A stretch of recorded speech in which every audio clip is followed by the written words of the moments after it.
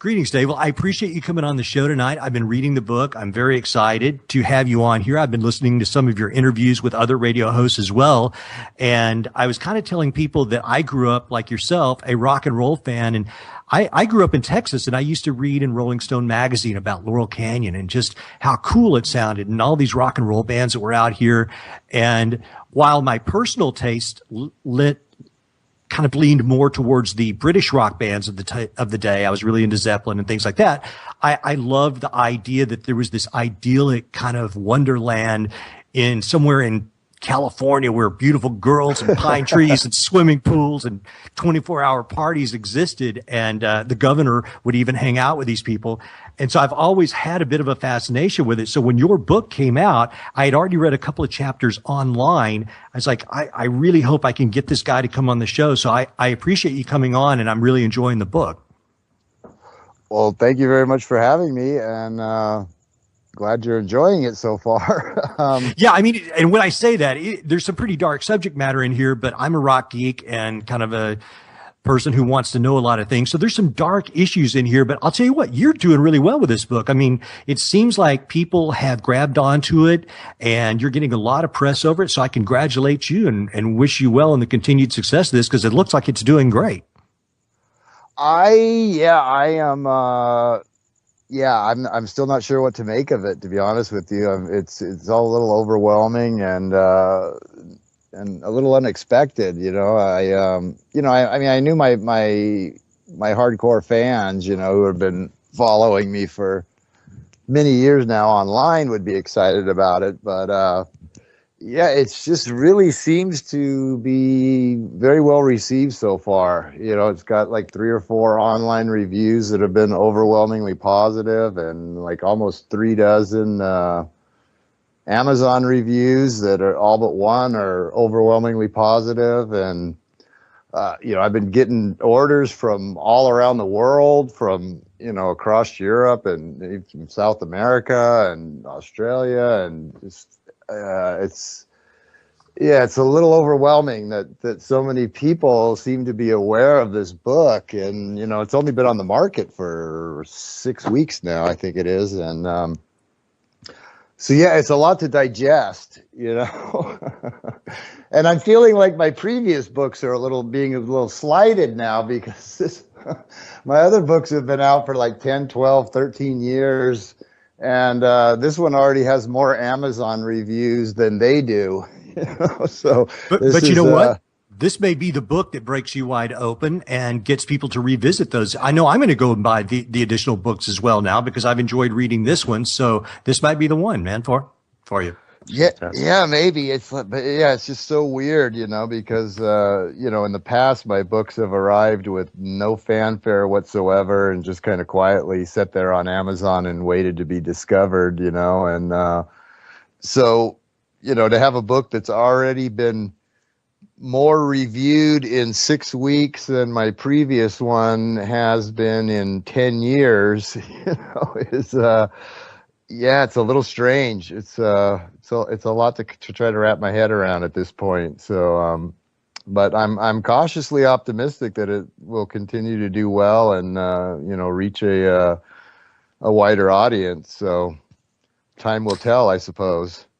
Well, I think one of the things that, people are grabbing onto it. I mean, there's a lot of people who will most likely buy this book not fully knowing what is going to be inside of it. And you actually address that, in the first chapter, saying that, you think some people may dislike it. But I think part of the reason people buy all the book, I mean, look, we are talking about some really beloved rock and roll bands here who, you hear on the radio every day, all day. We're talking about the Beach Boys, Buffalo Springfield, the Doors. I mean, Frank Zappa, these are Jackson Browne. These are people that are Zappa's not on the radio that much, but still he's very well known and has very devout fans. So a lot of people will buy the book. And what I like about this, Dave, is that these people who purchased this book wanting to hear about the rock stars that they love so much may actually have their mind opened to a whole new level of possibility. I like rock and roll and I like these types of stories that you're telling, but I know not everyone's like me and would never even conceive that there are the connections that exist that you are putting in this book.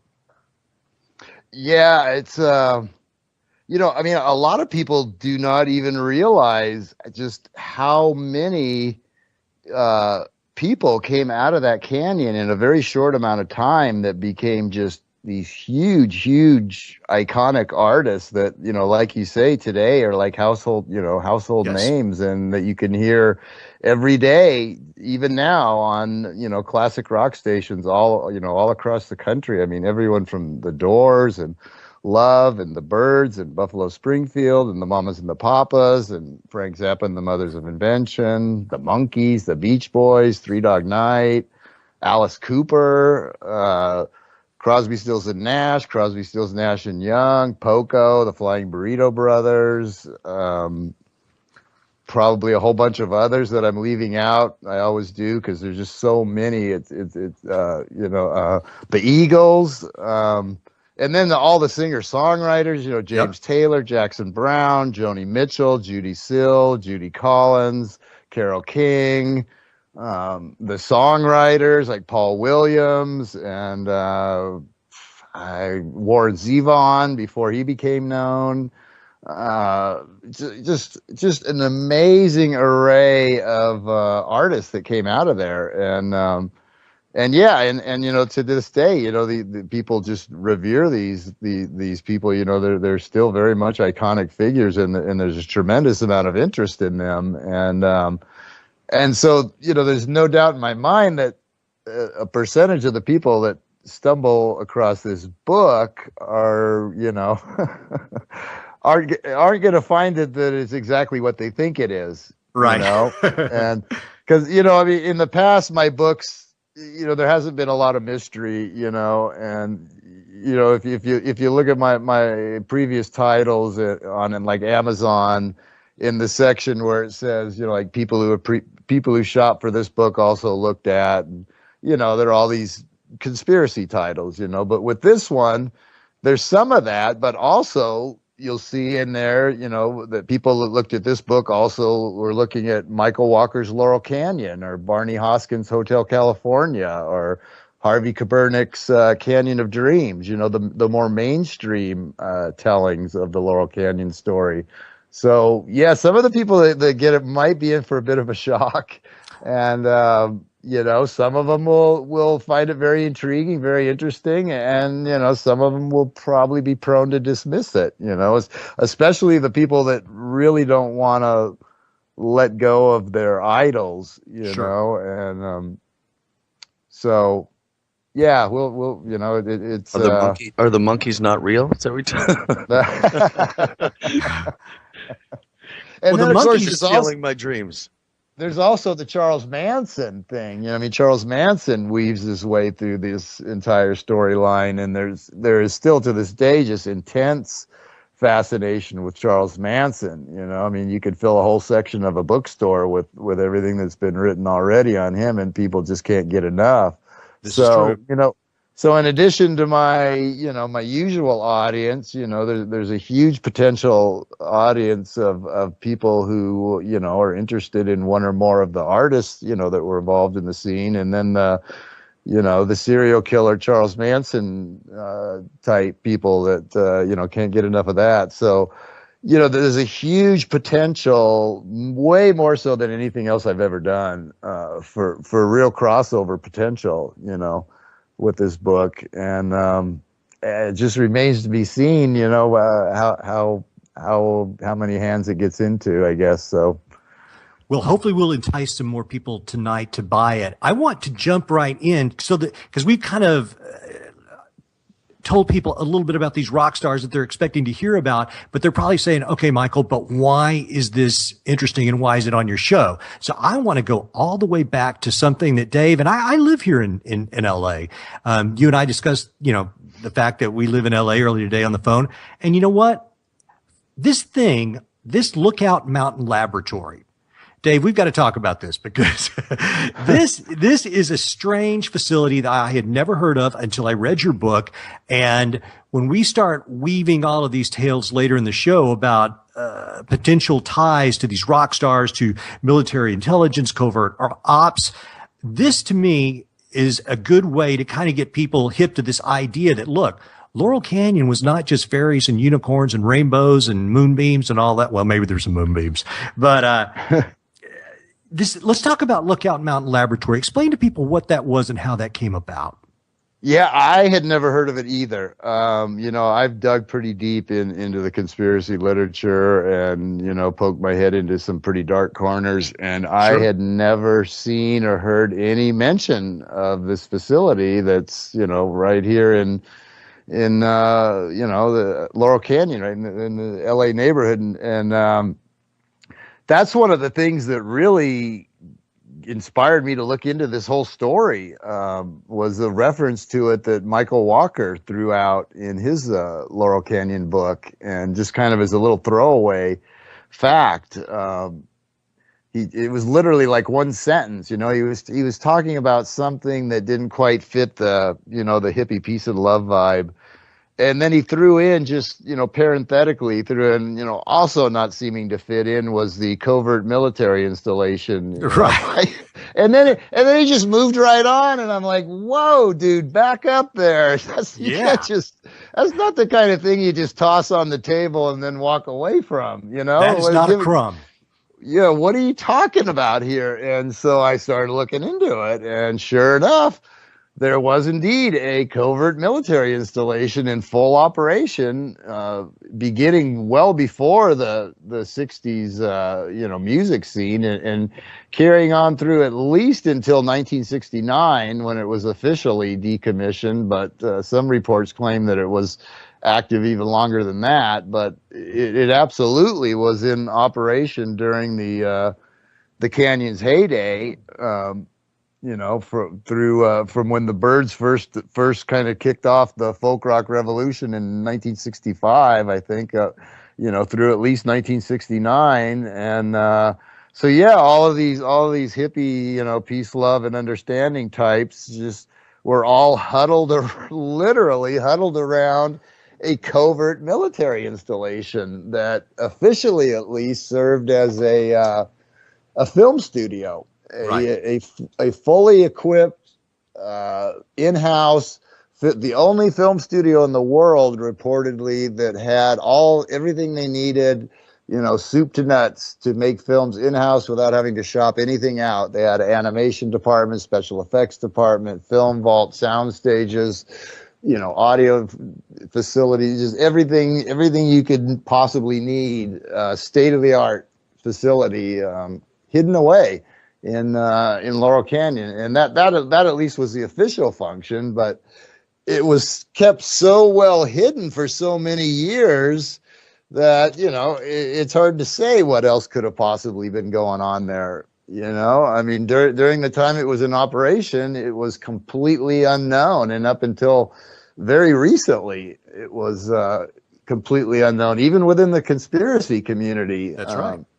Yeah. So, that set off all kinds of alarm bells. I mean, is that just a coincidence that this place, this isolated LA neighborhood, this isolated bucolic little slice of LA where the hippie movement and the folk, this whole music revolution was kicked off, just happened to have a covert military installation right smack dab in the middle of it, so that was the very first clue that something just didn't seem quite right here. Yeah, it's really strange. I found this PDF today that came from the Nevada National Security site. You've probably already seen it, but just to give the audience an idea, here's what they say about it. The Lookout Mountain Air Force Station studio was comparably equipped to major film studios, possessed one full stage, 2 screening rooms, the ability to process 60 millimeter and 35 millimeter motion picture film. They had optical printing capability, still photography laboratory, animation editorial, 17 climate controlled film vaults, support facilities, bomb shelter, helicopter pad, 2 underground parking garages. And what they said for the audience, what they said that they were primarily doing was processing and developing a lot of the footage of these nuclear blasts. But I mean, how much of that do you need? I mean, so I don't know. Yeah, they said that. Yeah, they said it was primarily to process the all the footage from the atomic weapons test. But all you need is a dark room for that. You know, I would think so. And didn't you uncover that?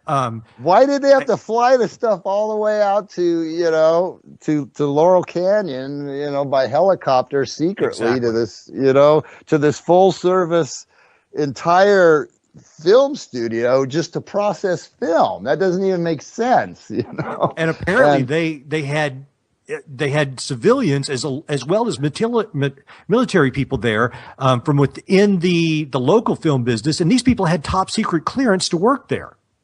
Yeah, I mean, huge names like Marilyn Monroe, John Wayne, Jimmy Stewart, big name film directors like John Ford. I mean, just, huge, these people that were just huge iconic figures of the, 1950s, I guess, or 60s. And, Walt Disney and, various people. And, they did, some kind of contract work there. And as far as I can see from all the research I've done, they all remained mum on it throughout their lives. They never spoke of it, never spoke a word of it, even so much as revealing that this facility even existed, let alone that they did some kind of work there. And so, I would say, listen, what would those people have to do with exactly processing atomic weapons film, You're right. I mean, I can understand Walt Disney being involved because that doesn't surprise me at all. But what could Marilyn Monroe possibly and John Wayne be bringing to the situation? I don't know. It just seems very conspicuously weird to me. Yeah, and according to some sources, this was like a state-of-the-art facility that actually pioneered some of the technology, some of the visual and auditory, technology, 3D and, all of this kind of stuff that we, that's advanced light years since then. But the origins of a lot of that stuff was actually this facility. They were way ahead of they were like the top studio in the world, yes. I mean, more so than Warner Brothers or, any of the big name ones. They had them beat, they had better equipment and more, better facilities, and it was absolutely state of the art. And there's no way that all of that was invested just to process raw, film stock. That doesn't make any sense, I agree. Or why actors would even be there. Yeah, it's very strange. So I just wanted people to understand. First of all, we've got this facility here that even those of us who kind of enjoy reading this type of material, we didn't even know it was there. And so there's this kind of strange, deep, dark film facility that's 100,000 square feet on Lookout Mountain. So that's just a setup. So then we move to the 60s. And here again, Dave, I've got to commend you because you kind of address all of my skeptical aspects going into this, because I was talking to my wife about this, and one of the things that you cover over and over, and it's shocking because it keeps coming up, is how many of these young people who would go on to form these bands, and not just the rock musicians, but the actors as well, came from families that had direct contact with military intelligence of some sort. And, some people would say, well, wait a minute, we just had World War II. Couldn't it be that all of these kids, all these, Air Force, Army, Marine brats, surely they don't want to do what their parents did. They would want to, grow up and be beats, then rock and rollers, whatever was happening at that particular point in time, which I kind of get. But I think one of your quotes was, how many coincidences does it take to make a conspiracy? And maybe you could just run down for a second. I've got a list if you get tired and can't remember it, but tell how many of these people had these insane military pedigrees. Yeah, it's mind-boggling, and coupled with that, the fact that quite a few of them had past connections, and before they all arrived from various parts of the country, virtually simultaneously in Laurel Canyon, a lot of them had past connections, and Jim Morrison is probably the classic example, Yes. being that his dad was the U.S. Navy admiral who was directly overseeing the Gulf of Tonkin incident. He was the commanding officer of the ships involved in Tonkin Gulf, which of course was the incident that led directly to the Tonkin Gulf resolution and the first American boots on the ground, or the first official American boots on the ground, and ultimately resulted in 60,000 American casualties and several million Vietnamese and Cambodian casualties. And he was a key player in orchestrating that whole incident that garnered the support of the American people for a full-on war.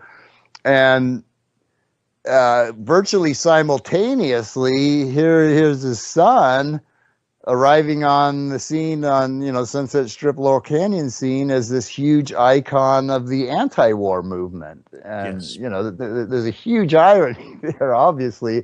And yes, the argument that I always get is, well, that's perfectly natural. These people were rebelling against their parents, but just the sheer number of them, you have, Frank Zappa, whose father was a chemical warfare engineer, originally assigned to the Edgewood Arsenal. Frank Zappa was actually born on the base and went to school there, lived there in military housing, spent the first 7 years of his life at the Edgewood Arsenal, the home of U.S. chemical warfare. And his wife, formerly Gail Sloatman, was a Navy brat. Her dad was a naval intelligence officer. She came from a long line of naval officers, and she actually knew Jim Morrison. They knew each other when they were kids through Navy officer circles, and actually attended the same naval kindergarten together. And according to legend, she once smacked him over the head with like a hammer or something when they were like 5 years old. And and then these same two people, like literally almost simultaneously, arrive in Laurel Canyon. He as this fully formed rock icon, and she as the wife of another hugely influential rock icon, Frank Zappa. And Frank Zappa's manager was this guy, very shadowy guy named Herb Cohen, who had a history of weapons trafficking and being in the parts of the world where he really shouldn't have been when he was. He had a history that was strongly suggestive of an intelligence background. Mm-hmm.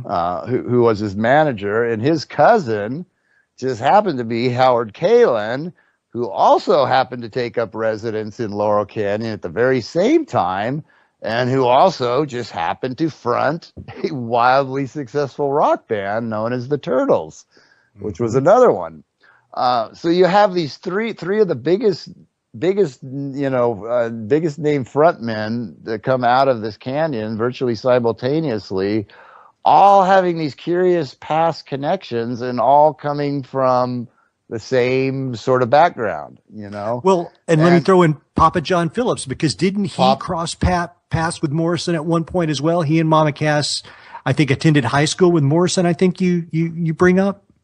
I'm not sure if they did. They all kind of spent time in the Washington D.C. area. Phillips and Cass, a lot of these people came out of the Washington D.C. I mean, a disproportionate number of these people just happened to come out of the Washington D.C. area. John Phillips and Mama Cass being a couple of them. I think Peter Tork of the Monkees was another one, and I don't know, several others. But Micah in the chat room had posted that Marilyn Monroe, aka Norma Jean, was working in a military factory in California when she was discovered. Interesting. I wonder if it's one of the possible. Same. Maybe. Well, that actually. Go ahead. I'm sorry. Oh no, I was gonna say you had brought up John Phillips. I was gonna mention his family background. Please. So, yeah, his father was a career Marine Corps officer, and his mother, his sister, and his first wife were all three career employees of the Defense Department, worked out of the Pentagon.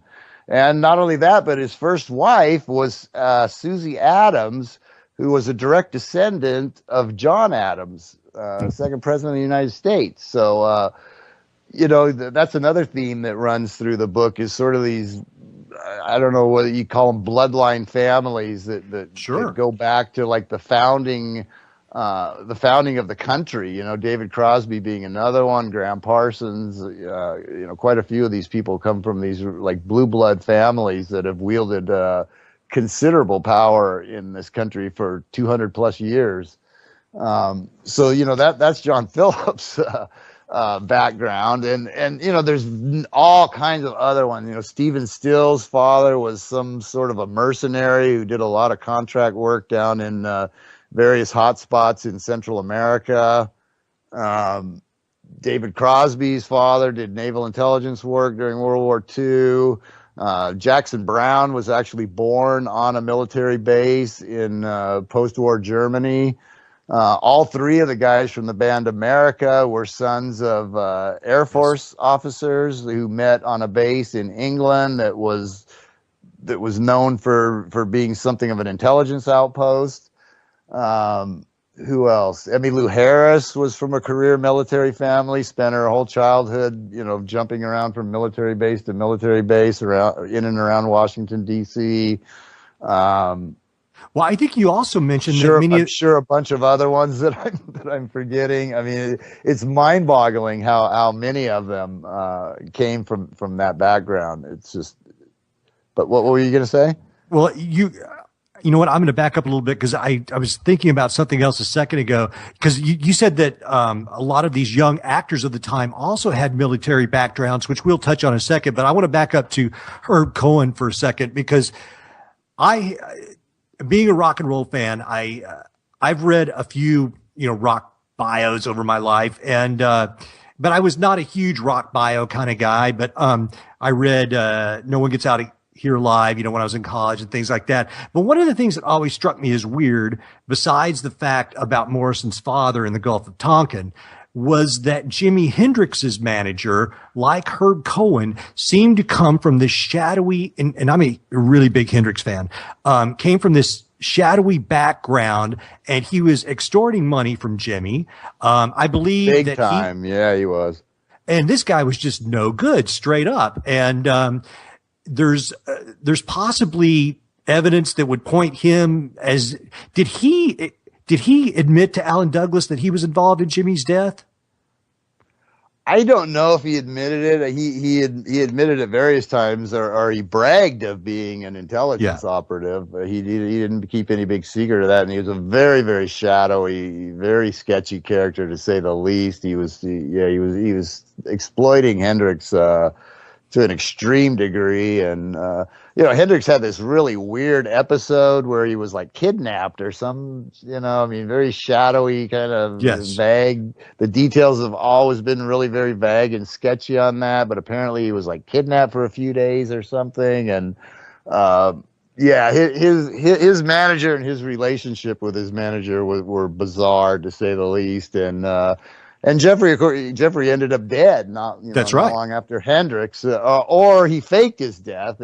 Some people theorize, but it was a private plane crash, I believe, that supposedly took him out. And there was, and the gal that Hendrix was very closely associated with also ended up dead soon. Devon Monica Devon Williams or something like that, who got like tossed out the window of the Chelsea hotel, and or supposedly jumped, but there was a whole string of, in addition to Hendrix's own curious death, there was and Danneman too. She ended up dead under, or was it Danneman some other woman very closely connected to him.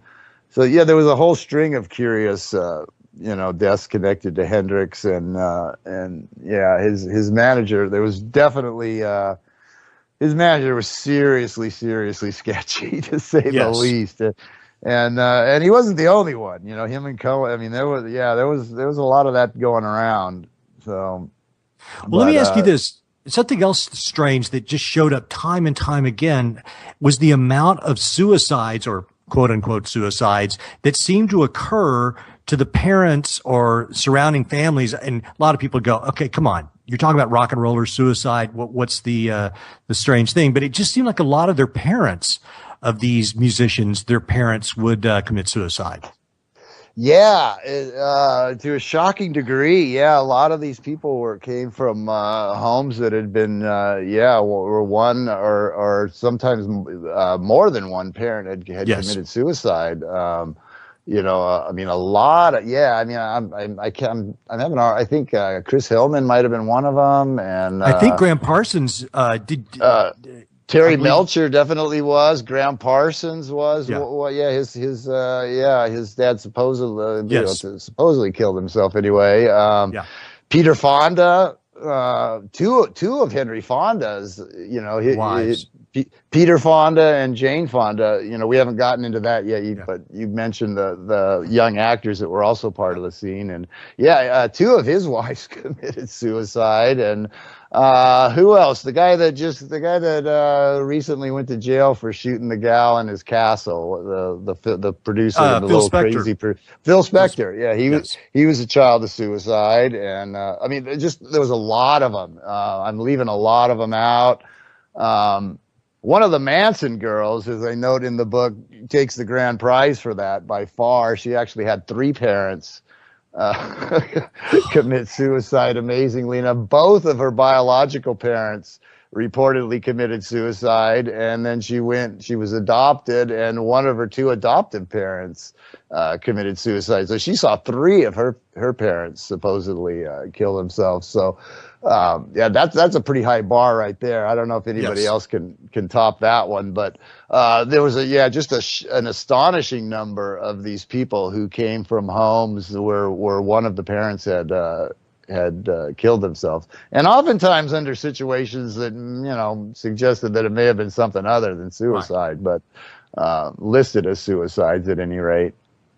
So we've got all these kind of damaged good, kind of trippy, arty people coming out here into Los Angeles before it was going to become the music mecca that it did. They're all kind of arriving here at the same time. They're young people that seem to get to travel a lot more than I ever did as a kid.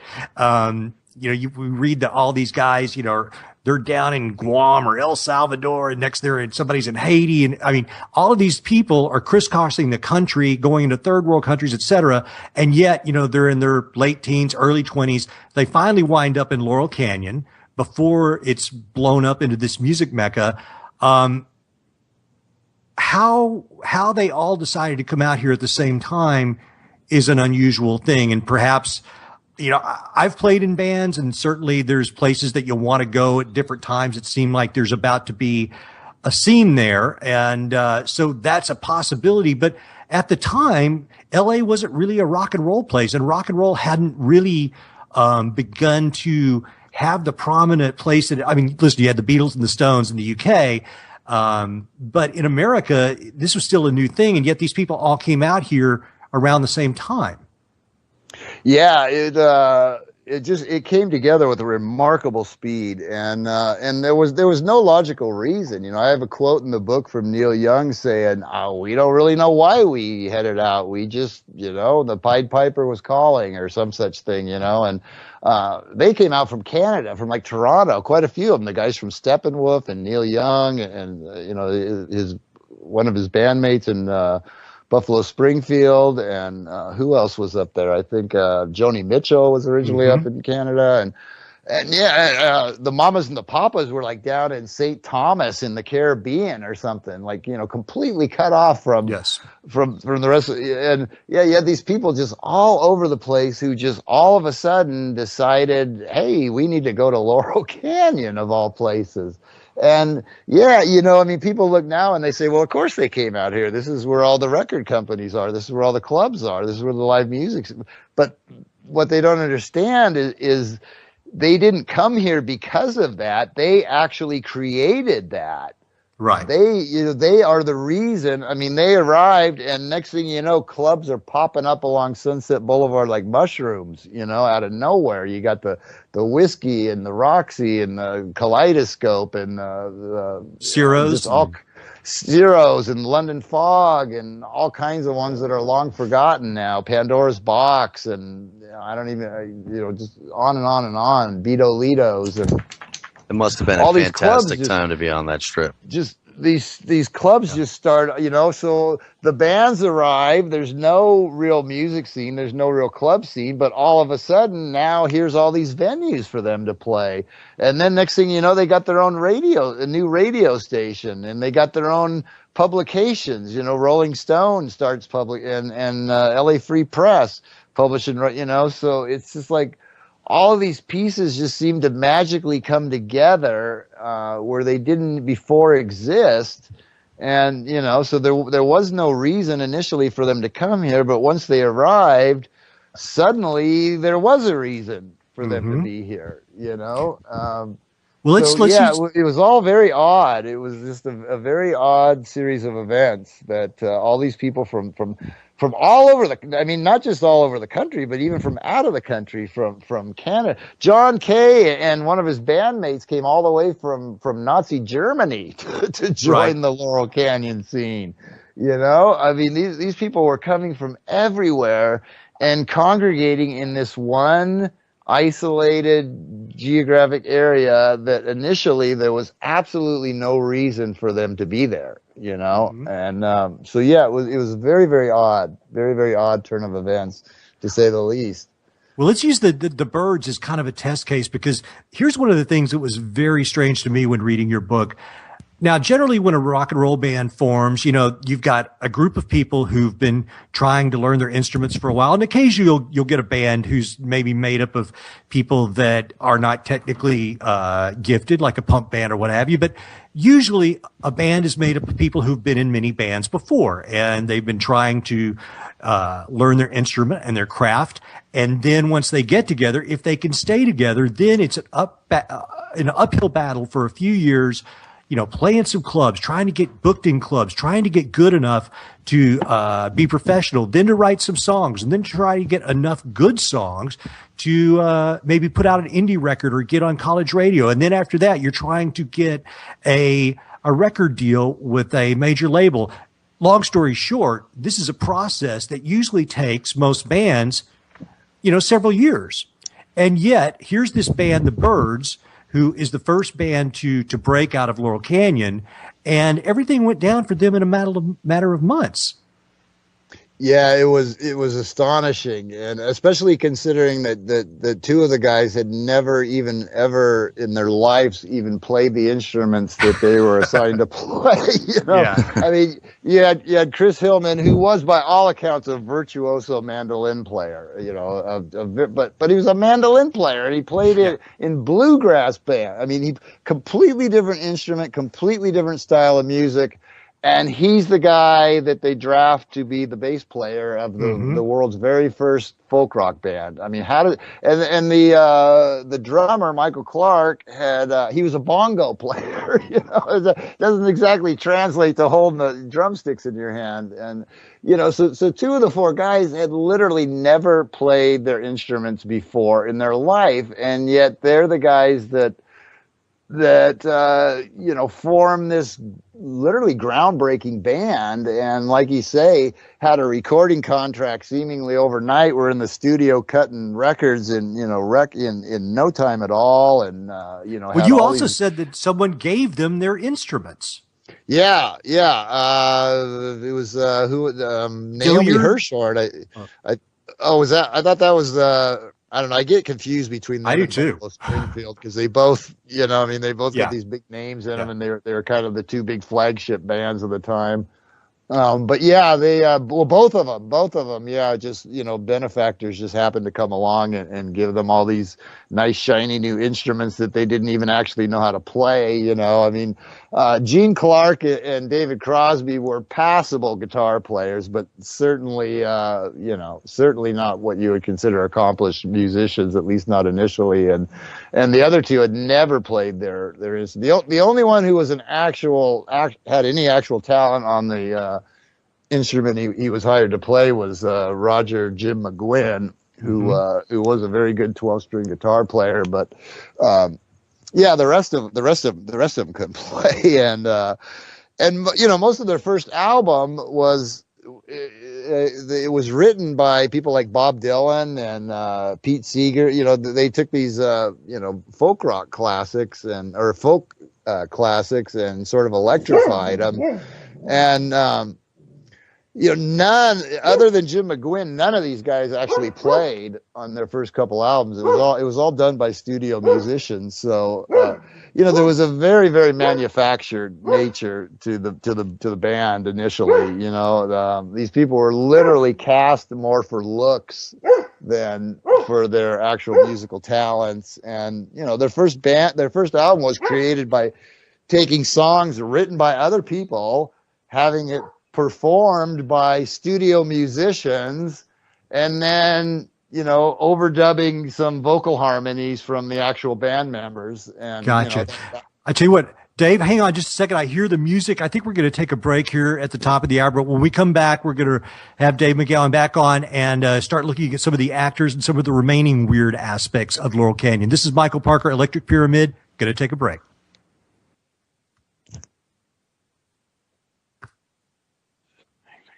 Good evening, everyone. Welcome back to the Electric Pyramid. My name is Joe Kiernan.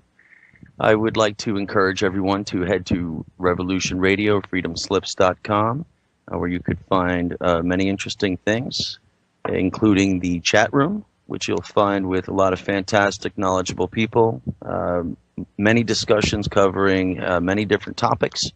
And the same chat room is used, covering both Studio A and Studio B. There are shows running in concurrent conjecture all day long, all night long. I believe we have right around 80 different programs now, so you'll be able to find plenty of programming that suits your need. You'll find a lot of alternative shows, political shows. You might even hear some interesting things about military installations in Laurel Canyon. You just never know. Mm-hmm. While you're there, I would also like to encourage everyone and ask that you please kindly make your way to the donation button and just make a donation when you like a show. I encourage people to do it. It's very easy to do. If you listen to a show, you like it, you just throw a few dollars in the hat. It really does go a long way. And it all goes right to the station, and it allows us to increase the broadcast range and heighten the platform in which we can provide. And it all comes down to bringing the truth and the fantastic stories and interesting lost histories to everyone instead of the mainstream media where you're really not going to get anywhere. Without further ado, I'd like to bring back Mr. Michael Parker. But before I do, Michael, I have something for you here. I'm listening. Let's see. Good evening, passengers. We are on our final... You favor life. He sides with death. I straddle the fence, and my balls hurt. Mine too. Welcome to the show, Michael Parker. Thank you, Joe. That sounds like the inimitable Lizard King, That's as it the were. Lizard King right out of the Laurel Canyon. Yes, sir. I'll tell you what. You know what? That guy, highly entertaining. And I hate to say this, you guys, I'm not a huge Doors fan. I was not like Manzarek's kind of organ was not my thing. But here's the deal. Great rock and roll band. I mean, I would love to have been able to see the Doors back in the day because Jim Morrison, leather pants, crazy Dionysian tripper that he was, spouting this poetry and mysticism and just drinking whiskey and kicking butt. Man, that is rock and roll. I would have loved to have seen that. Me and you, I can't agree more, man. That was the scene. That's the scene, man. All great clubs on a Sunset Strip back then, and the West Coast is where the music was at. Indeed. The West was the best. Well, I'm not going to say still is. The East is pretty cool too. The East is a beast, the East, man. But I've been out West too. I lived out there, but the East Coast is my home. Absolutely, and a good place it is. You guys, we are back for the second hour. My name is Michael Parker. This is the Electric Pyramid. This is our third episode, and I got to say, man, I'm having a really good time. I'm glad that I'm here, and we are speaking to a person that, frankly, I really want to party with. This is Dave McGowan, one of my brothers from the Valley here in the great San Fernando Valley, and we were talking about his new book, Weird Scenes Inside the Canyon, Laurel Canyon, Covert Ops, and the Dark Heart of the Hippie Dream. And Dave, when we left off, we were talking about the Byrds, and one of the things that one of the people in the Byrds that I've never known fully how to feel about this guy, David Crosby. And to me, he always kind of resembled some type of court jester. And then when I read what you've researched about this guy, he's got a very strange bloodline of all these very important people. And yet he's kind of this party rock and roll guy. Let's talk about David Crosby for a second. Yeah, he's got a very impressive bloodline. His full name is David Van Cortlandt Crosby, and he is a member of three intermarried, interrelated families: the Van Cortlandts, the Van Schuyler, and Van Rensselaer families, which again is one of these families that goes back to the very founding of the country. And there's all kinds of just a dizzying array of like Civil War generals and Revolutionary War generals, and federal judges and senators and congressmen, and just all kinds of members of his family that have occupied, seats of power in this country for literally over 200 years. So yeah, he has a very, very, very impressive lineage, and he kind of took over the Byrds. It started out as like McGowan and Clark as kind of a duo, and then they added Crosby, and then the next thing you know, they had added Clark and Hillman.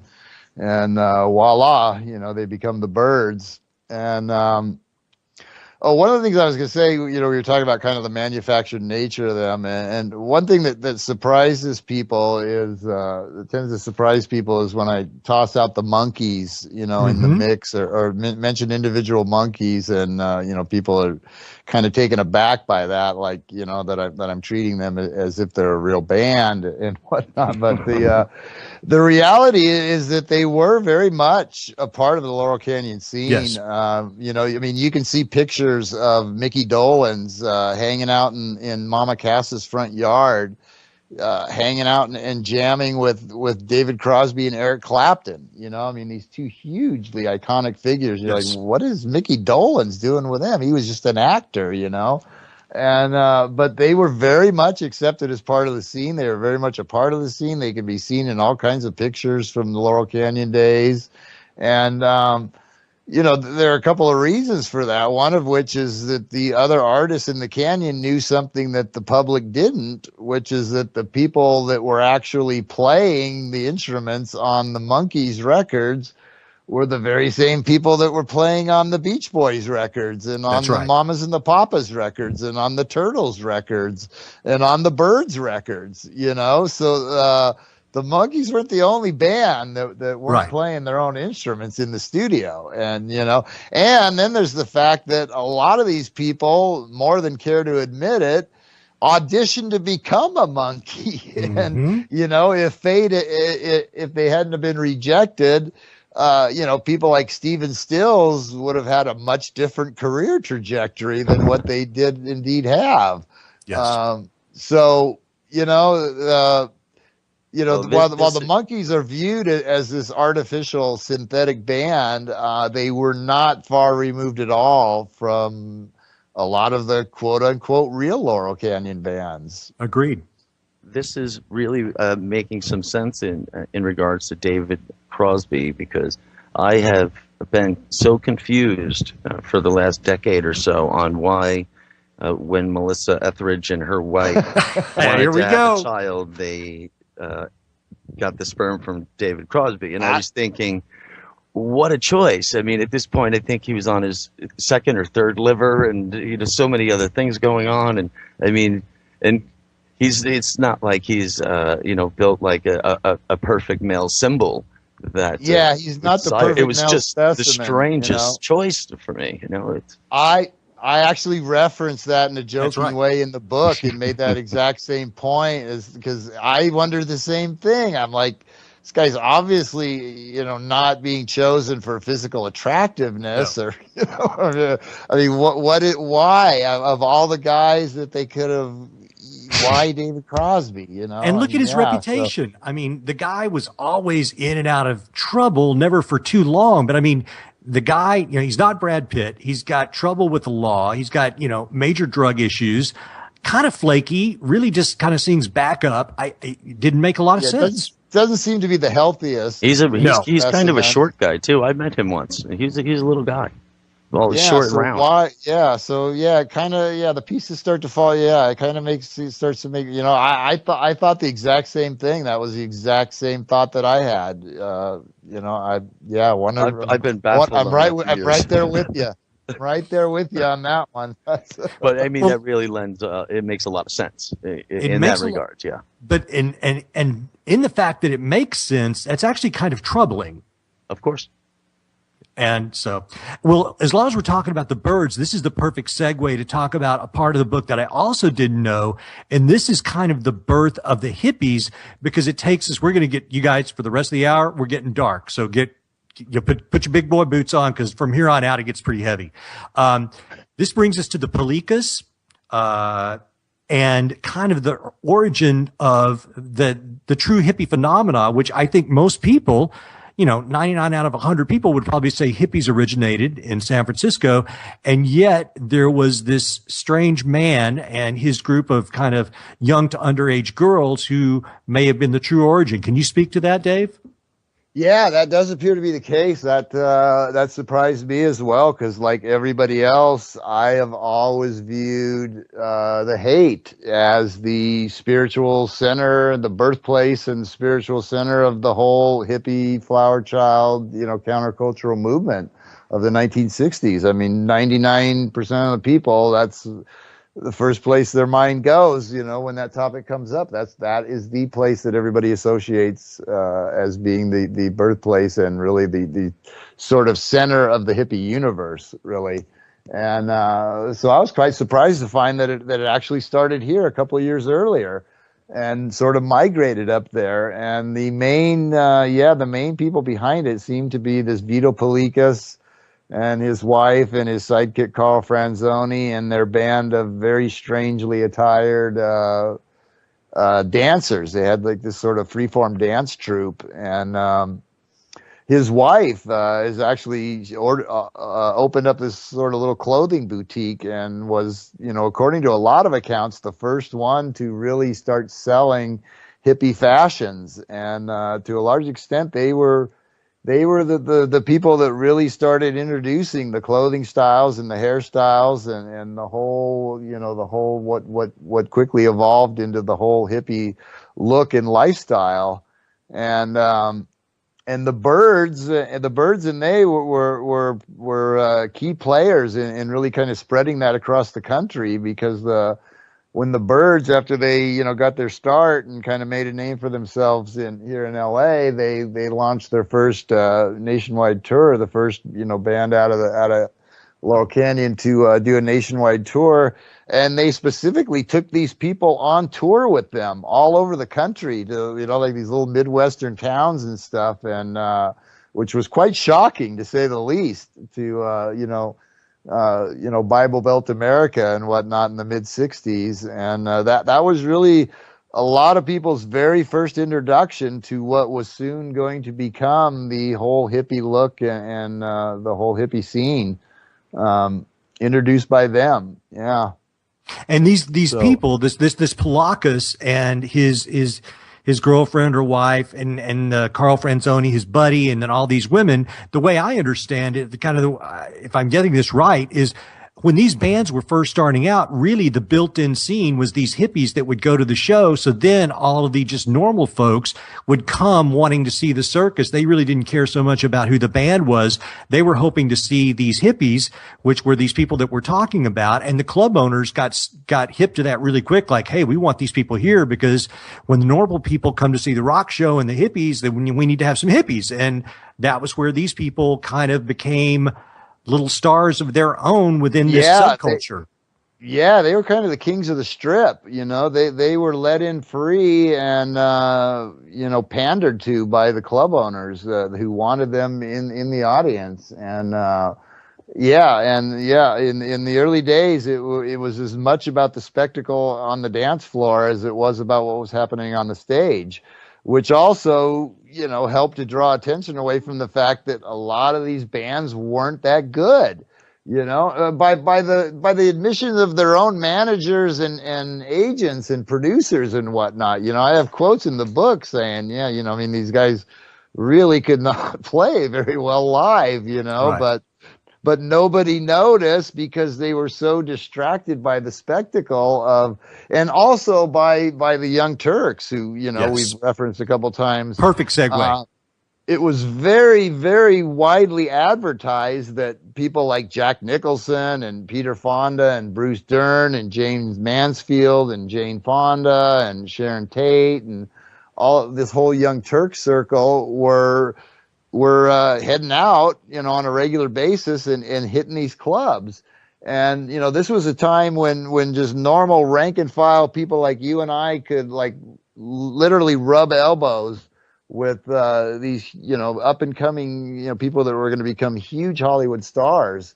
And so, and a lot of people, have admitted this, including, Frank Zappa's wife said, the initial attraction wasn't the bands. Nobody cared about the bands initially. It was the people were coming because for the chance to meet in person their favorite stars and to see this crazy spectacle of these wildly gyrating, long-haired freaks, which is what they were initially called, freaks.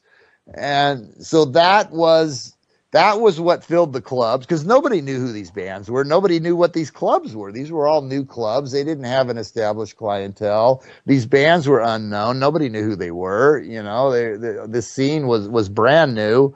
All of a sudden LA is like this music place, and people didn't know these clubs. They didn't know the bands, and what initially drew them out and put these bands on the map was what was happening on the dance floor with the celebrities and with these crazy, these crazy nutty dancers doing these insane things, putting on these crazy outfits and doing these insane things on the dance floor that nobody had ever seen before. And so they were a huge part of launching this scene and really drawing the crowds and putting these bands on the map, much more so than the band's actual talents, at least as far as their live performances. There's a quote in the book from Hal Blaine, who was the drummer from the Wrecking Crew, which was the actual musicians who recorded a lot of this music. And Glenn Campbell was one of those guys. I actually read a quote once from a drummer from some contemporary band, which I can't even remember who it was now, but some fairly well-known drummer of the last 20 years. And he said, I was really depressed to find out that my 10 favorite drummers of all time were all the same guy. Right. Yeah. Well, the Wrecking Crew, they were extremely influential. I mean, that was Glenn Campbell, Hal Blaine. I can't remember the woman who was the bass player. Kay, I believe, was her last name. Yeah, she was actually fantastic bass player. Yeah, I mean, these people could play anything. I mean, they were great. They'd come into the studio, they'd pick up this music, and I mean, just they could do it in one take. Stuff that they never. I mean, they're just phenomenal. I mean, these guys were so much more talented than the people who were getting all the press attention and all the record contracts and whatnot. But I have a quote in there from Hal Blaine who says. People would cut people would cut these guys a lot of slack in concert, you know, because there's all this other stuff going on, and you know, Sure. the sound systems weren't all that good back in the day anyway. You know, the sound quality wasn't all that great. But on the albums, when they bought an album, they expected to, you know, and so that's why the albums were not recorded by the musicians who were on those album covers, you know. Sure. So yeah, so it was there's a whole lot of stuff going on there. Well, let me, because we've got 40 minutes and so much to cover. So let me jump ahead here. I'm going to have to cherry pick all the good bits. I don't want to give your whole book away, but there's some things I got to talk about. So we've got these rock and rollers coming up. They're partying their brains out. The scene is coming up. These clubs, these rock and roll station, all these things are seeming to happen in a really quick pace. Now we've got the Young Turks, who are all these actors who you mentioned, who also seem to have these weird military connections. They're all partying up in Laurel Canyon. And then along comes this guy with some girls, this Charlie Manson character. And for some reason, this guy ingratiates himself with all these rock musicians. I really like Neil Young, and I was very kind of bummed out to see that Neil Young was such a, you know, so enamored with Charlie Manson. And you mentioned, I think on another interview that I listened to you with, and you made a good point. Charlie Manson was not really a hippie. He had a completely other different thing going on. How did he wind up in LA, and why was he so well connected? How did this happen? Yeah, he was very much more tightly integrated into the scene than a lot of people, you know, like to admit. You know, to this day, a lot of people don't know that John Phillips and Mama Cass were actually originally on the witness list to be called as witnesses at the Manson trial. That's but they crazy.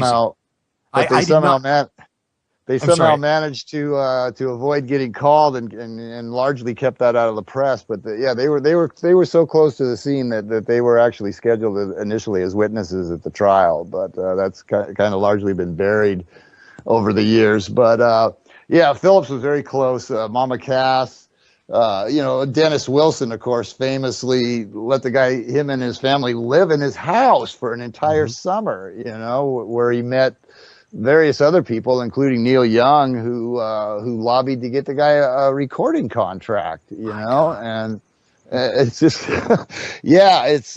know, you took him over to Brian Wilson and you know, recorded demos with him. A lot of people recorded his stuff. You know, all the tapes seem to have, you know, largely gone missing. And, you know, the Beach Boys famously recorded one of his songs, which they, you know, basically stole from him and retitled. And, you know, I mean, they were very, very much a part of it, and like the Monkees, you know, they were largely accepted as peers. You know, had Charles Manson, you know, had things gone slightly different, Charles Manson could very well be just as famous as he is today, but for entirely different reasons. Right. You know, how did he wind up in L.A.? Because wasn't he incarcerated as a kid or something? I mean, he'd spent almost all of his life, his juvenile and adult life in various correctional facilities, prisons and correctional facilities, you know, right up until like March of 1967, I think, is when he got out and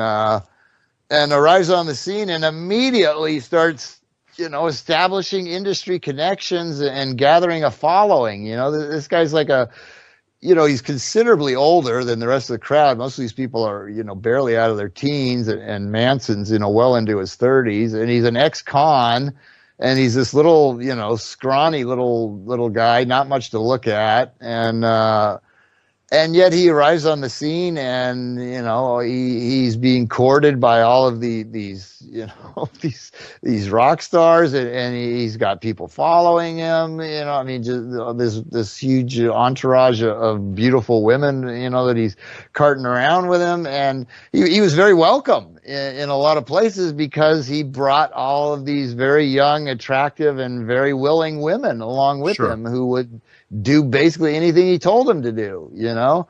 And so he was, he was a popular guy to have around. So, just like Vito Polikas, same thing. I mean, there was astonishing parallels between the two, actually. Polikas also had a retinue of very young girls who were very ready, willing, and eager to please their master, so to speak. Mm-hmm. And so, yeah, man. And Bobby Beausoleil, his right-hand man, his lieutenant, who was convicted of the Gary Hinman murder, he was also an accomplished musician and very much a part of the scene. Actually played as one of the rhythm guitarists in the band Love when they were still the Grassroots, before they became Love, and was dropped because they had the only reason he was dropped, according to Arthur Lee, who led the band, was that he couldn't afford to pay two rhythm guitarists. He had two on the payroll at the time, Brian McLean and Bobby Beausoleil, and he let Bobby go. He kept Brian McLean primarily because Brian McLean had direct connections to Vito Polikas and his crew, and he knew that Brian could leverage that to draw the crowds to their shows. Mm-hmm. And so that's the primary reason that Bobby Beausoleil was dropped, or else he could have, again, like Manson, he could have gone a completely different route. I mean, both of these guys were very much a part of the scene and could very, very easily have, gone the direction of a David Crosby or a Stephen Stills instead of the direction that they ultimately went. Well, we all know what was going to go on to happen, and I do have a master plan here on my thread. So we've got this guy in the background up to whatever he's up to, and this brings us back to the question of all of these young musicians were supposedly anti-war activists. They're partying, they're having a good time. They're supposedly kind of the voice of a generation. This is against the background of the Vietnam War, which is a horrible war. And so supposedly they're speaking out for the youth of America. And one would think that if they were saying all of these anti-war, making all these anti-war statements, you would think that that would not be taken lightly by the establishment. And the point that you make is that, listen, all of these people were taking a ton of drugs. They were not hiding that fact. If they would ever get arrested, they were not apprehended for very long. And then the even more astonishing thing is that it seemed like none of these people would ever get drafted either, and they were the primary age. So you've got so many weird things all happening simultaneously that don't seem to make a lot of sense. Dark overtones, people breaking the law, having a party, and yet getting away with it. Yeah, that's another problem with the whole notion that these people were sort of the counterculture rebels, is if they were such a thorn in the side to the powers that be, why were they allowed to continue doing what they were doing when the state obviously had tools at its disposal to make life very miserable for them, and they didn't even have to use like heavy-handed tactics to do so, because there was a war raging and there was a draft, which is the whole reason for this scene to begin with, purportedly. Yeah. And yet almost all of these guys who were, populating these bands were draft age males. And yet I could not find a single instance of anyone in this entire scene whose career was interrupted by the war. I mean, not even someone like someone that nobody's even heard of, like the drummer for the Turtles, who I couldn't even begin to tell you who it was. Right. But I mean, even somebody like that, not one single case could I find where one of these people had not been, and they received draft notices, but they were always able to get out of it, in one way or another. And then, there's the question of why the police turned a blind eye to them. These people were flagrant, and whatever you think about the laws, is irrelevant. The fact of the matter is that there were pretty harsh drug laws, in those days, still are. And these people were openly not only using and promoting the use of, but in some cases, like wholesale trafficking of drugs.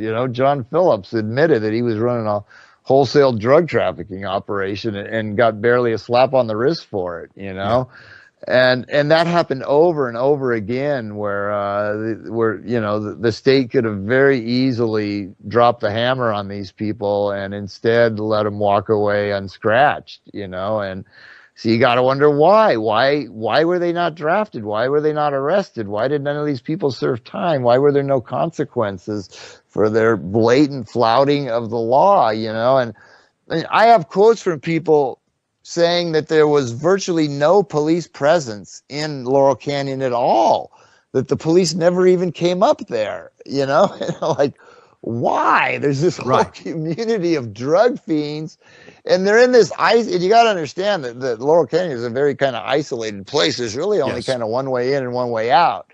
They could have very easily gone in, blockaded both ends of Laurel Canyon Boulevard and Mulholland Drive, and barricaded that entire community and gone and done a sweep through there and probably arrested every damn person living there. If they had wanted to. It would have been very easy to do. And yet they didn't even send routine patrols through the area. They took a total hands-off, by all accounts that I found, the LAPD took a hands-off policy towards Laurel Canyon during its heyday and just let them do their thing. Which is odd, to say the least, Yes. So, yeah. It makes no sense. And I mean, these people, the way you describe it, I mean, it's a commune from house to house. Mama Cass had kind of open a house. All these people had houses where people just drifted in, including Charlie Manson and his folks. They're drifting in, taking some drugs, drifting out. And it's just, it just seems like such easy busts to make. And yet they weren't being made. Which brings me to my next point, is when everything started to go south on a personal level for these people, they're partying really hard, bringing us back to this Vito Pelikas, who has this beautiful child with I guess it's his wife or his girlfriend, common law. And these people are partying, and let's talk about what happens to that child and if it possibly has. Kenneth Anger is a filmmaker who made some very dark films, and he was involved with this scene. So let's talk a little bit about that. What happened to this young boy? Yeah, the Godot Palika story is very, very dark and ugly.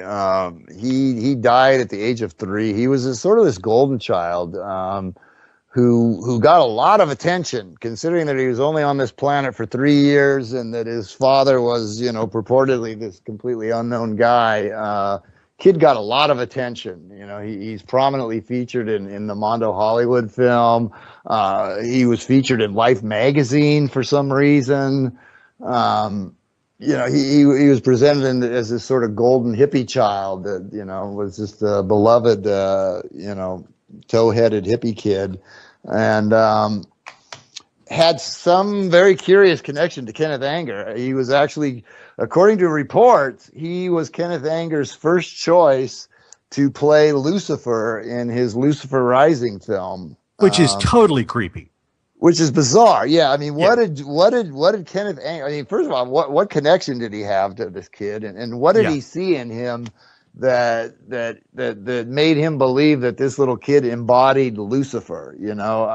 And then when the kid died, and he had to recast the part, he ended up going with Bobby Beausoleil. Which is, you go from Godot Pelikas to a Mansonite, which is just a little bizarre to say the least.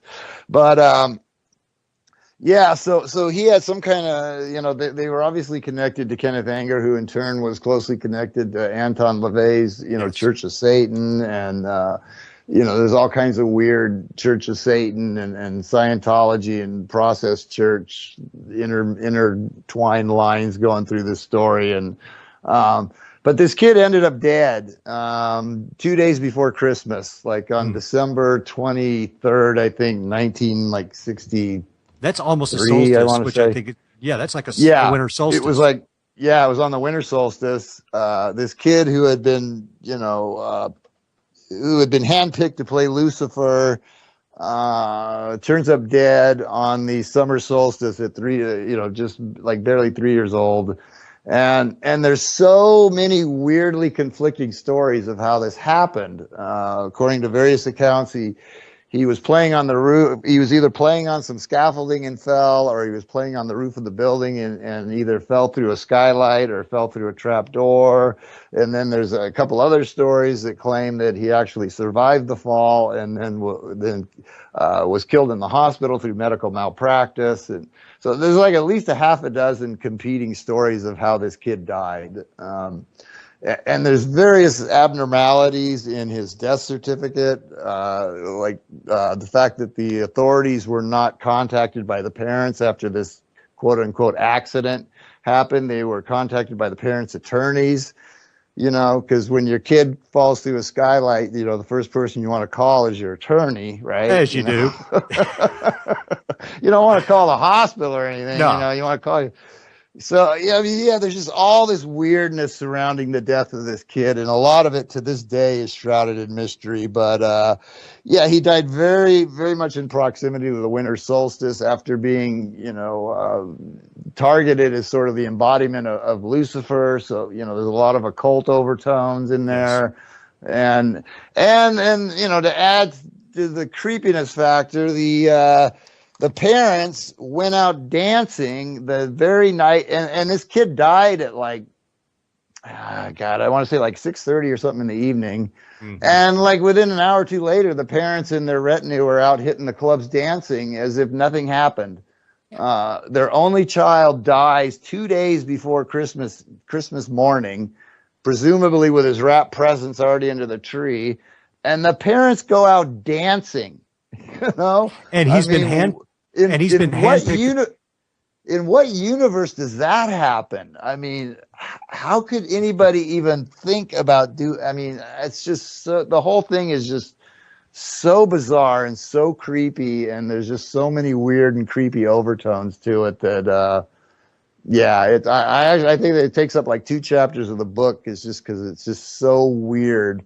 There's just so much weirdness surrounding that whole scene, and it's just and Vito Pellicas just happens to be related through marriage to the Rockefeller family, of course. You know, the guy who basically launched the whole hippie movement, because, you know, of course, you always think of the Rockefellers as being hippies, of course. Always. So, you know, so I mean, yeah, there's just so many weird threads running through the Vito and Godot Pellicas story. It's just mind-boggling. Those 2 chapters are possibly the weirdest in the whole book, although there's plenty of weirdness to go around. But yeah, that story is just very, very dark and ugly. Well, I don't want to give away your whole book. I want to kind of take a different point on this now. So basically if I'm understanding this correctly, what could be happening here is that if this was set up in some way, it was made to look like the hippies were something that you wanted to be revulsed by, which then makes the anti-war movement appear weak. And if some of these large rock stars and actors were intelligence assets of some sort and in on this, and they would do that in the 60s, this level of sophistication to modify our opinions on social issues. Dave, what are they doing now? They're giving us Miley Cyrus and Lady Gaga and yeah, I mean, we've kind of reached a point now where, and people always ask me this, you know, they say, well, are you saying that these people were no talent hacks that No. were only maneuvered into the positions that they were because of who they were? And no, I'm not saying that. I do believe that some of them are vastly over. I think David Crosby personally is vastly overrated. Agreed. And a few others. But, you know, Frank Zappa, you cannot deny that the guy was just a phenomenally talented composer, musician, arranger, producer, you know, you name it. He was just phenomenally talented guy. Arthur Lee was phenomenally talented guy, you know, and quite a few of these guys. So they were talented, but, you know, I'm not saying that. But what I am saying is you know, they weren't the only talented guys in the country. You know, this was a period of time where every kid in the country was picking up a guitar and growing his hair out and wanting to front a rock band, you know. So the question becomes, why to such an astonishing degree were the ones who were promoted into superstardom happened to, you know, come from that background? I forgot what the original question was. Well, my point is that this is what I love about your book, because somebody might pick the book up to read about Buffalo Springfield or whomever, or the Doors, and this is a person who has maybe never even considered the ideas beyond. A person that picks up this book might think they're just getting a book about the rock and roll bands they love from California. But what I like about it is the fact that they might somehow have their mind opened up enough to, like, are you kidding me? Do you really think that there would be aspects, or potentially rogue aspects, or aspects of intelligence that would go so far as to try to modify our opinions on certain things by creating rock stars and movie stars and putting people in places where they would have access to social opinion? I guess what I'm trying to say is I think that this book can open a lot of people's minds up to ideas that they would have shut out before, which may put them on a track towards discovering other things that many of us discovered a while ago. Yeah, I mean, it's and I remember now where I was going with my other thought, which was the talent issue. And I think the star making machine, so to speak, has progressed so far from where it was then, that talent has really become kind of almost secondary. Absolutely. These people did have talent, regardless of how they got in the position that they were. A lot of them did have talent. And if you look across the musical horizon today, you see these people that just seemingly arrive out of nowhere as these just massive, huge, just unfathomably huge stars that can put out YouTube videos that get 100 million hits in a week, and just have these massive worldwide audiences. And I don't believe that anyone can honestly tell me that kind of fame, in the hands of a Lady Gaga or a Rihanna or a Beyonce or a Miley Cyrus or a Britney Spears, the level of fame and recognition is so wildly out of whack these days with actual talent, Right. And it seems like it's just, we've come to the point where all they really need is a marketable face and image, and they can make you a star, Certainly. And there is a reason for that. And, these people have tremendous amount of power, I mean, as a lot of people pointed out, these in the 60s, these were not just musical stars. They were spokesmen for a generation. They were looked up to as the spokesmen for the entire youth generation of the 1960s. And so their words, their actions were hugely influential. And, Yes. So it's not really that hard to understand why people would seek to control those voices, and continuing right up until today. And I think it's much more obvious today. And the symbolism that's on display in videos and on these real high profile performances, like at the award shows and the Super Bowl halftime shows and stuff. Right. Now, I mean, it's pretty much in your face now. It's mind-boggling, really. And we've come along. The 60s almost seems like kind of an innocent time, where talent was still valued, and they were still making good music, at least despite all these dark undercurrents. The music, that you can't argue with the music that came out of it, Well, let me even raise the ante up a little bit more, Dave. Not even going with the musical aspect of it. Here's what I'm wondering.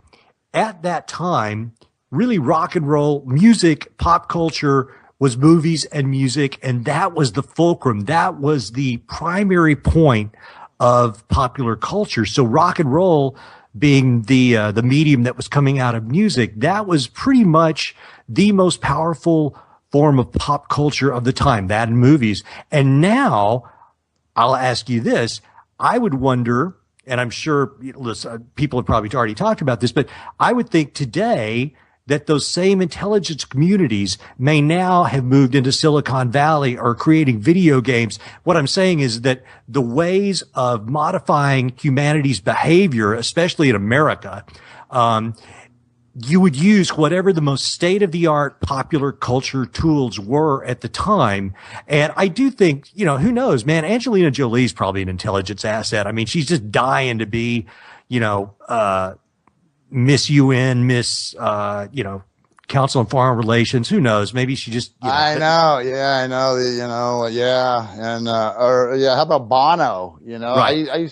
I used to love you too back Me in too. Like, the Unforgettable Fire. I'm a huge fan. Joshua Tree days. I mean, I have all their original stuff. I just loved them. And then next thing you know, the guy's traipsing around Africa with the president of the World Bank. Right. Like, whoa. Yeah, Maybe he's not on our side after all. And yeah, you see it's an ugly world we live in, and the people that are propped up as the people that we're supposed to look up to are not always what they appear to be by any stretch of the imagination. And you got to be very careful in choosing your icons, choosing your heroes, and they know that we'll follow these people wherever they lead us, Yes. Well, here's another thing about like the Lady Gagas and things like that, because I have young daughters and I like music and I try to stay up with what's going on. And, when Madonna did the Super Bowl halftime, when Lady Gaga, had the videos that supposedly had a lot of Illuminati imagery. I'm to the point, Dave, where now I don't know if they're doing it because they're trying to put these symbols out there to let us know, or if they're doing it because they want us to think that they're into that. I mean, it's so convoluted now that I don't, is Jay-Z into Illuminati imagery, or are we just getting played? I really don't know. I don't know, but it's certainly in your face. I mean, there's Yes, entire there's entire websites out there now that break down every new video and every new performance tape that comes out of the Grammys or whatever, and they'll point out to you every single Masonic symbol or every occult symbol and point out how blatant the occult symbolism means and what it all signifies. I mean, it's all right there in your face. You don't have to. You don't have to spin records backwards or drop a couple hits of acid and stare at Beatles album covers for a couple hours to find it. It's right in your face. Right. You can't miss it. So it's the best place to hide. Yeah, Out in the open. So. Well, Dave, I know you've got a book signing coming up at Book Soup here in Hollywood. I believe that's on June 22nd. I do. I'm very excited about that. It's really my first, after all these years of, laboring semi-anonymously on the internet, it's my first real chance to get out and meet my public, meet all these people that have so, my fans are just absolutely, my readers are absolutely the best. I mean, they have been so supportive of me for so many years while I've, worked here in semi-obscurity and poverty. And, I'm really excited to find, there's people I've been, they've been keeping in touch with by email with me for years and whatnot. And I have no idea how many of them are close enough to the LA area to be able to attend, but to the extent that they are in the area, I'm very excited to actually get out and to actually get out and meet these people and rub shoulders with some of these people that have been so supportive of my work all these years. So I'm gonna try to... it's June 22nd, which I think is the summer solstice actually, and I don't know Very how appropriate. that happened. my publisher picked the release date for my book, and he picks April 30th. You know, one of the most notorious occult dates on the calendar. I'm like, really, dude? Did you? Yep. And he claimed ignorance. So I wrote him. I sent him an email. I'm like, really, dude? Is that like deliberate? And he's like, what are you talking about? It's just another day, isn't it? Not really. Like, oh. I said, you got a lot to learn about the world. And so somehow my book ends up being released on Walpurgis Nacht, and my first big public appearance is on the summer solstice. So I mean, I guess it's kind of appropriate in some way, but it's just kind of weird that it worked out that way. Tonight you're on during a full moon on Friday the 13th. Oh Indeed.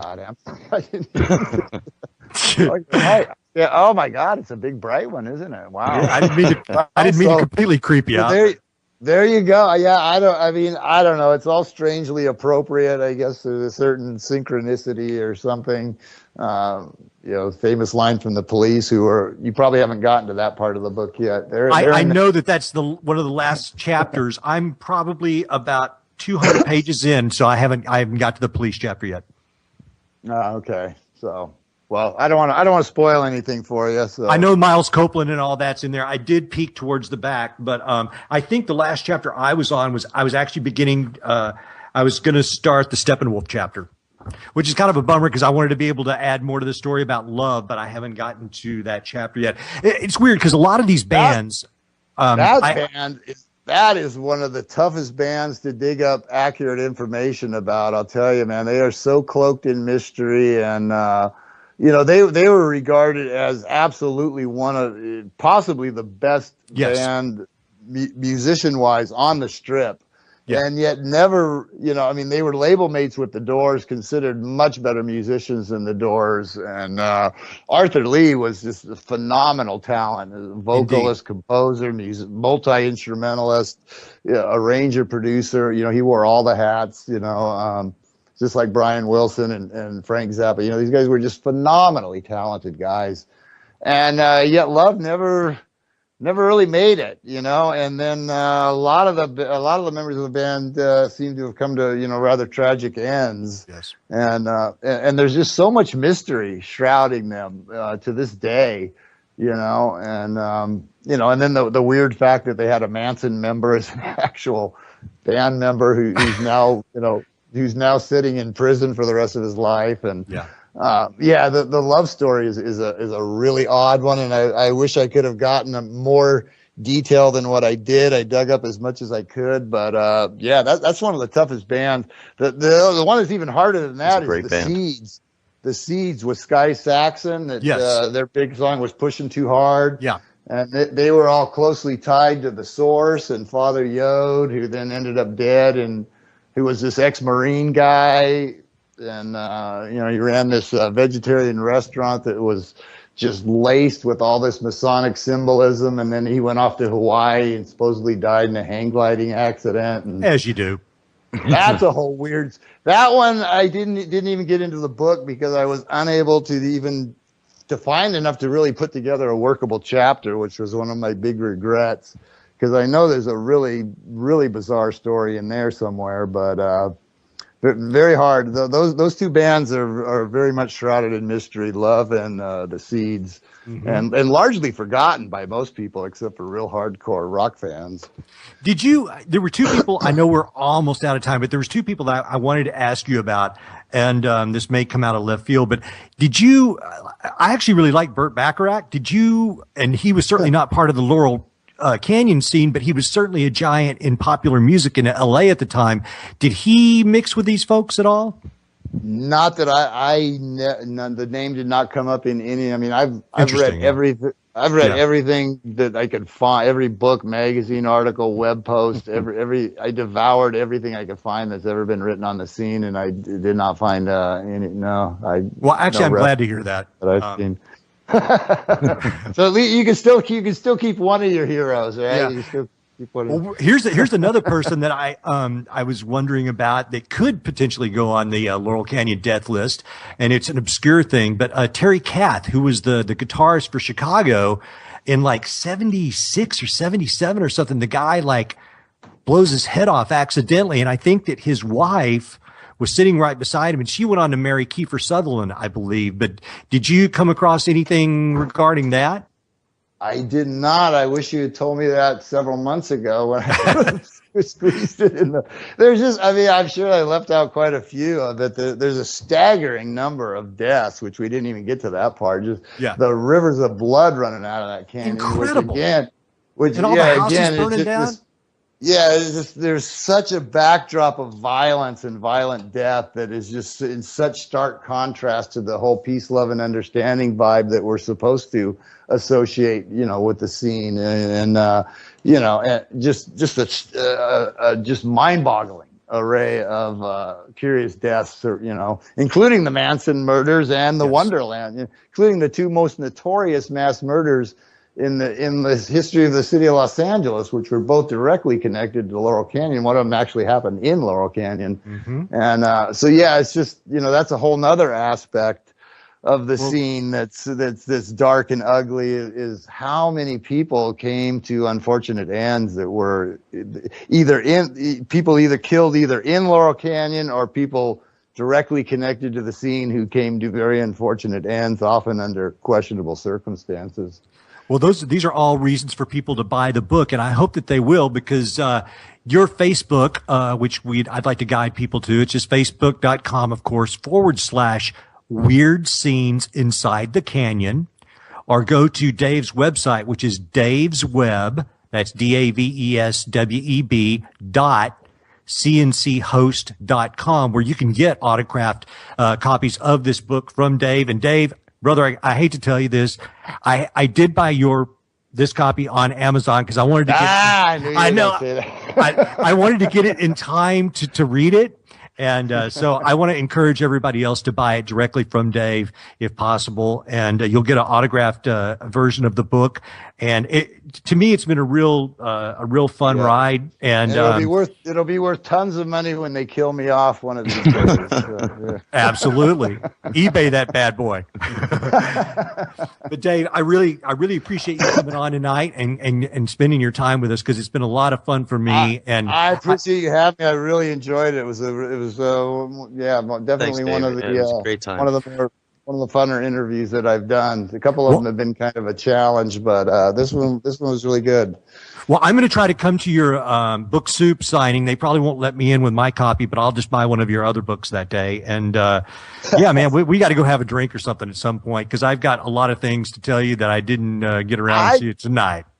I told people on Facebook that, I'm more than, I'm totally up for, going out, and there's all kinds of little bars and clubs and stuff along Sunset. I would be totally up for, I have no idea how long this event lasts, but, are you going to do a reading at all, or are you just going to I asked them, and they said it was kind of up to me. He said, some people come in with kind of a prepared speech. Some people actually read from the book. Some people do it as sort of a question and answer thing, and some people just give a very short presentation and then just have people line up for, and then talk to them one by one as they, I mean, I don't know how many people are actually going to buy books. I think a lot of my fans have probably already got it and just want to come to meet me. So I don't know how many books Book Soup is actually going to sell at this event, but we wish you well. I kind of prefer to do it as a question and answer thing. It's just easier than trying to come up with stuff off the top of my head, and just I don't know. We're just gonna wing it and see how it goes. I have no idea what size crowd to even expect or anything else.